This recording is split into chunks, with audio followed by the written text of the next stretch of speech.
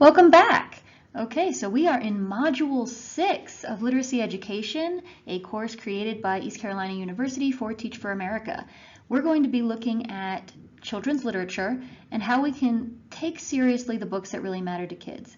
In the previous module, we were looking at books with diverse representation, but for this module, we're going to take a step back and we're going to look at the big picture. How do we select text? How do we match text to students? How do we match it to instructional purpose?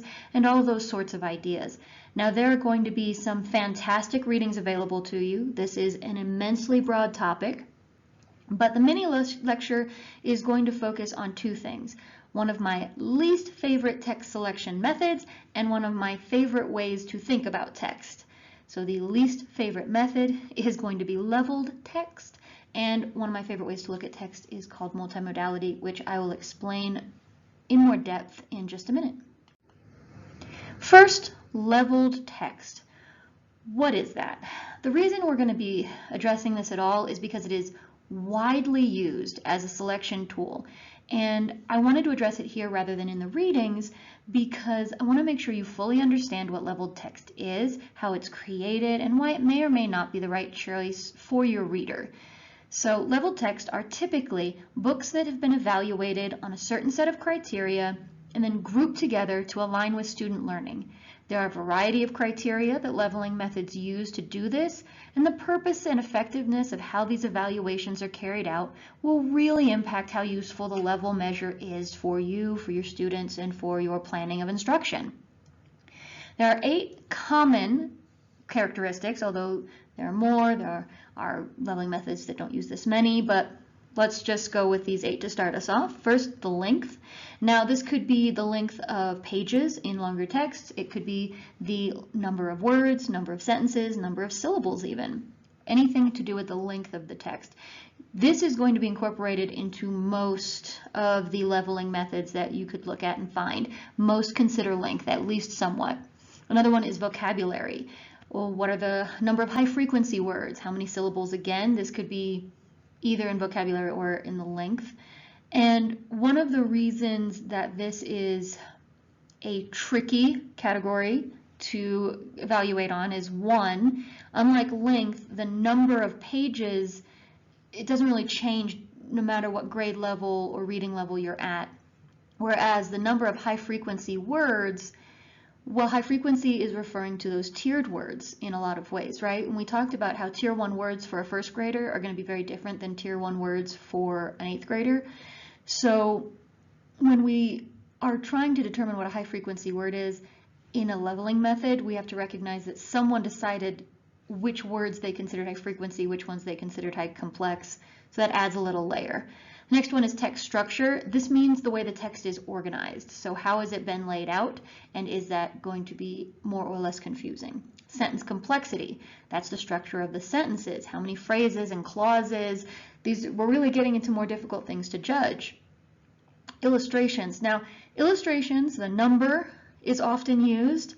The amount of support they provide may or may not be used, but here is what is almost never included about illustrations. The complexity of the ideas that are related through illustration is very difficult to judge, and anyone who has ever taught using art or has looked at really complex and contradictory or postmodern picture books, you know that there can be a lot in a text's image.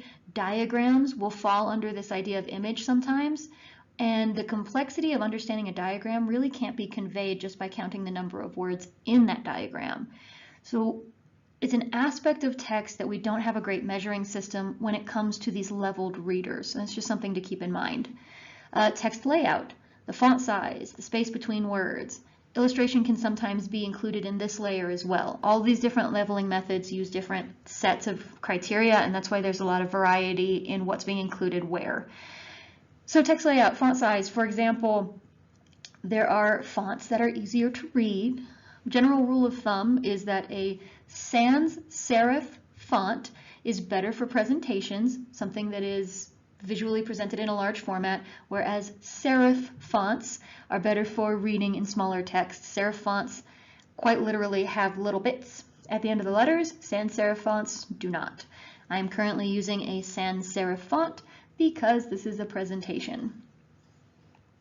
for what it's worth. There's been studies that say this is effective, but I can certainly say that the size of the words, how much white space there is between words, there is research that's been conducted, and as always, there's research is contentious, and it sometimes does or does not really seem to be consistent. But there has been some research done that has shown that when dyslexic readers are given text with bigger spaces between the words, they are more easily able to comprehend the text.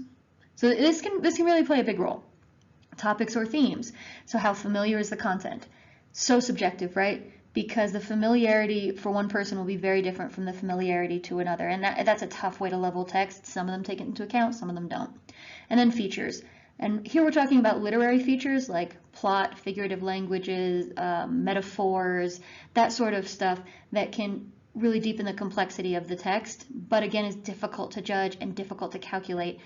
Leveling text readers is all about quantifying what a text is so that you can compare it to another text. That is tough. Okay, let's take a look at one of these, not necessarily most commonly used anymore, but one that was used pretty reliably for a while. Okay, so this is the Frye readability graph. You'll notice on one side we have average numbers of sentences per 100 words, and on the other we have average number of syllables per 100 words.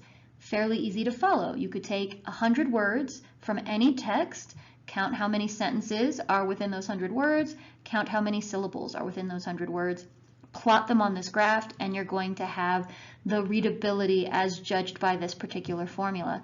So if I have only 108 syllables and 25 sentences, I'm going to be up here in this really young, early reader, first grade reader section. And that makes sense, right? Because if there are a lot of sentences and only a few syllables, they must be short words, so they're probably easier to read. Whereas if I have only 3 or 4 sentences and 172 syllables, we're looking at really long sentences, probably complex sentences with lots of long, and typically the longer a word is, the less it's used, so unfamiliar words perhaps. Now we're going to want our older readers focusing on these types of text. So it can really be a useful, quick tool for any text that you pick up. It's a simple way to look at leveling text. However, simplicity has its drawbacks. So if you recall, there were 8 ways to measure text. This, at best, is only looking at 2. If we consider the length, and possibly we're looking at some vocabulary because of the syllable counting, but that's leaving out a lot. So when we look at other systems, we're going to see them using more of those 8 categories. However, unlike the Frye readability system and formula, how they use those and how they end up getting a final number or letter at the end is a little bit less clear. They're not as obvious with how they use all of those measures to then level the text. So let's take a look. Okay, so as we look at this chart, you're going to notice that there are several different leveling methods included on the chart. Lexile, AR's Accelerated Reader, Fountas and Pinnell, and then Reading 3D Level. As you might also notice, unlike the Frye readability graph, it is not obvious how they are coming to these numbers and letters. There is no information about what is being used to get here, and if you go and search for it, you will actually have a difficult time figuring out exactly what's being used, how it's being used, and what they're doing to get here. The second problem is that it's not as simple as the grade levels. There's problematic things about the simplicity of the Frye readability graph, but trying to figure out how to match a reader that you don't know very well with a level at this type of level is difficult.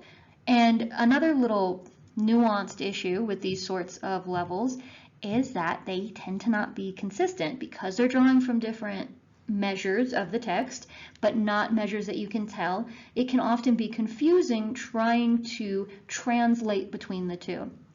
As a matter of fact, if you go and get a book and say, it says it's a Fountas and Pinnell G. You went to the book room in your school, they use Fountas and Pinnell, and it's a G. But you have a student, you don't actually know their level in that system because it's not a system you're using in your classroom. You're using Accelerated Reader or Lexile. Let's go with Lexile. You go on to scholastic.com, which I do recommend if you're trying to find levels. They will give levels for books, and it's typically easy to find. If you don't have those levels clearly spelled out in your libraries, these levels will be apparent in Scholastic, and they do include a vast majority of children's books.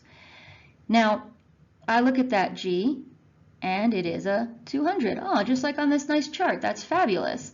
Wonderful. The system works. I go and I get another G book for that student. Except this time, when I check on Scholastic, just to make sure, it's listed as a 350. That is going to happen. They don't agree with each other, they don't match. They seem inconsistent because they're using different measures. Now, that is not to say that these systems are without merit. I think that they have something to offer you as an educator if you're judicious with their use. The more you learn about them, the more you learn about the texts that align with different systems and learn about your students, the better off you're going to be in using these. Howsoever, I also want to go over some of the pitfalls of using these types of systems. Here are some common mistakes that you're going to have with leveled text. People will level their readers instead of the books. Readers don't have levels. Books can be leveled, and that's fine, but reading is a complex activity, and you cannot use a single measurement system to account for all the variables in what makes children able to read something successfully. Interest level, for one, is a huge thing that gets missed in these systems. It is very easy for a child to not understand a text about baseball if they have no interest in baseball, then turn around and read an even more complicated text about Pokemon, but they read it with no problems. They know those words, they know the world that it inhabits, they're ready to deal with that text at a really high level in ways they can't with the baseball text. So these measures are imperfect when we try to match them to real people. And that leads into the next pitfall, because people do try to do that, so much so that they will restrict the choice based on those assessments. I have been in libraries where the students are not allowed to go beyond a level or two within their level. So they're not allowed to check out books unless it aligns with their level as readers. So you have students who walk up, they're interested, they've seen something that excites them as readers, and they're told no. They're told that book is not for them, either because it's too easy or too hard, and neither is a great place to be. I have read plenty of books below my level and enjoyed them immensely. I don't stop enjoying picture books just because I can read complicated research materials.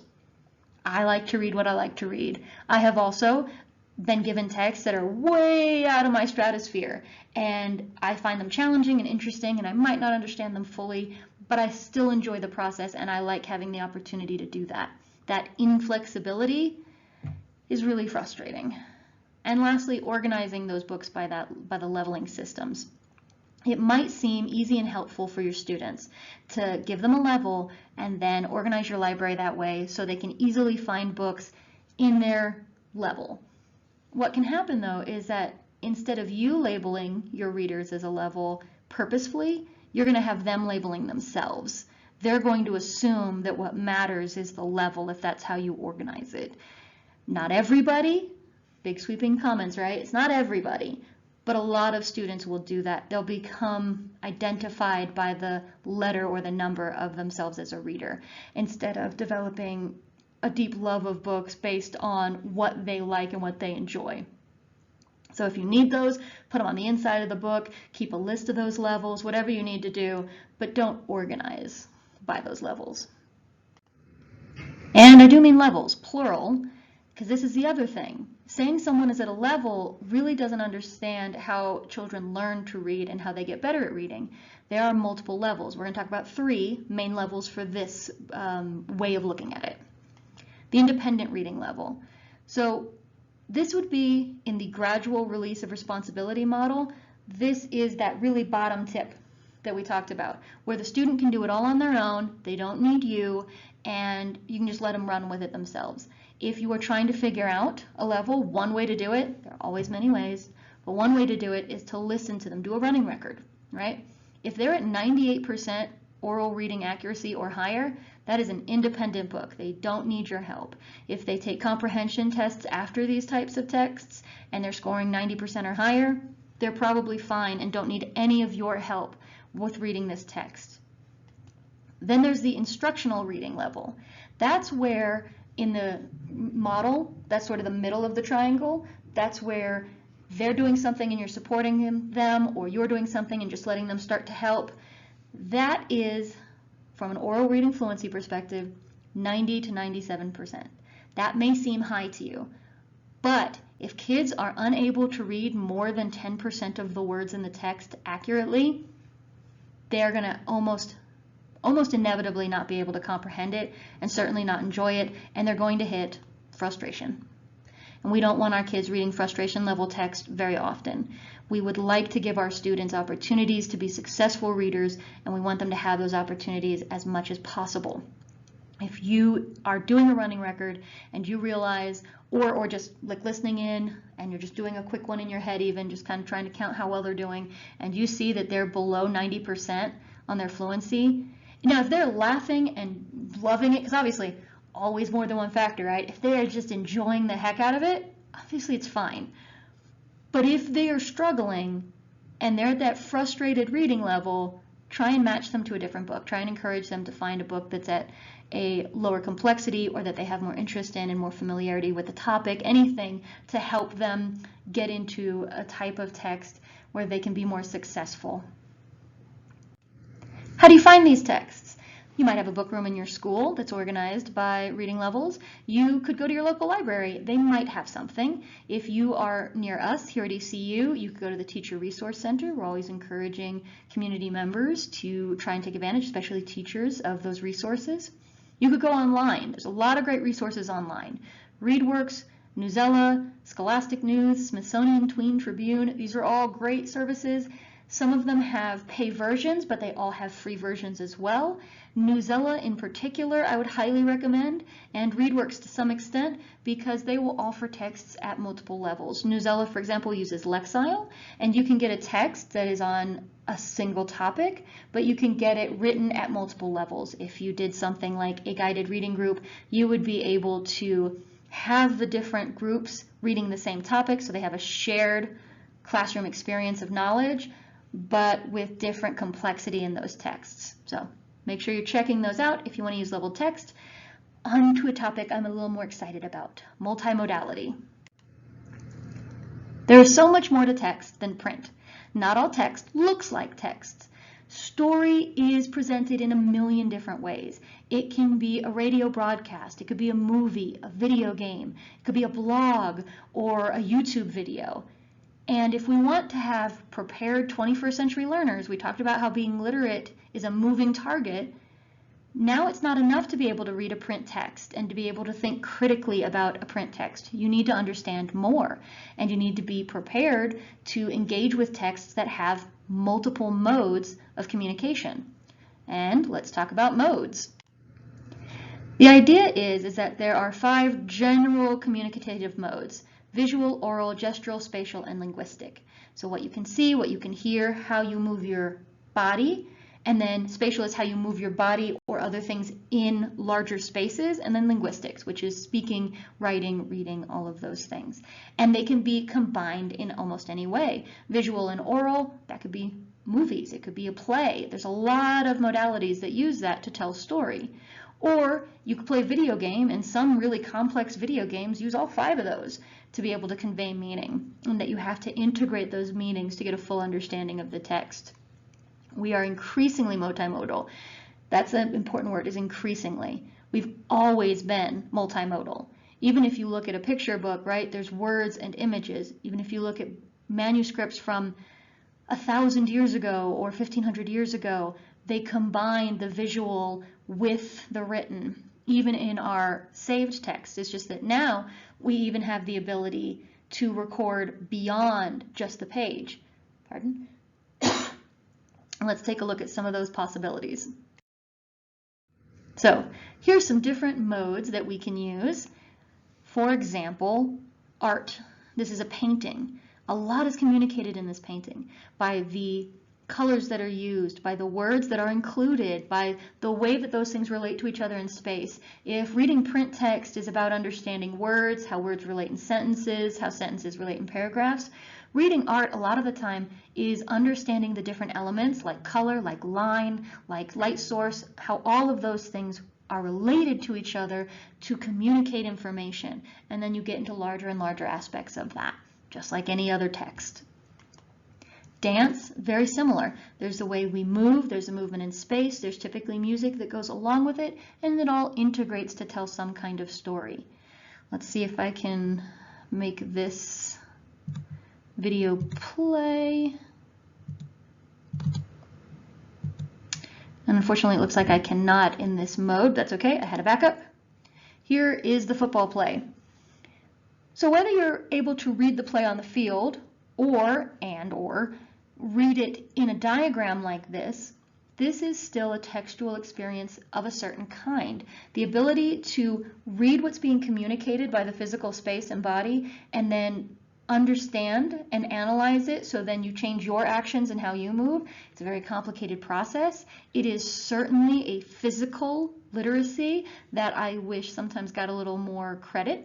There are a lot of students who are very gifted and adept at this kind of literacy, and I would love to see that encouraged and understood in more deep ways for our students and for us as educators.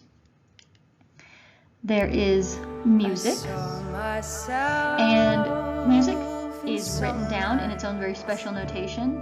It is experienced as you listen, it is experienced if you play it. And all of these experiences can tell stories and can provide information in very different ways.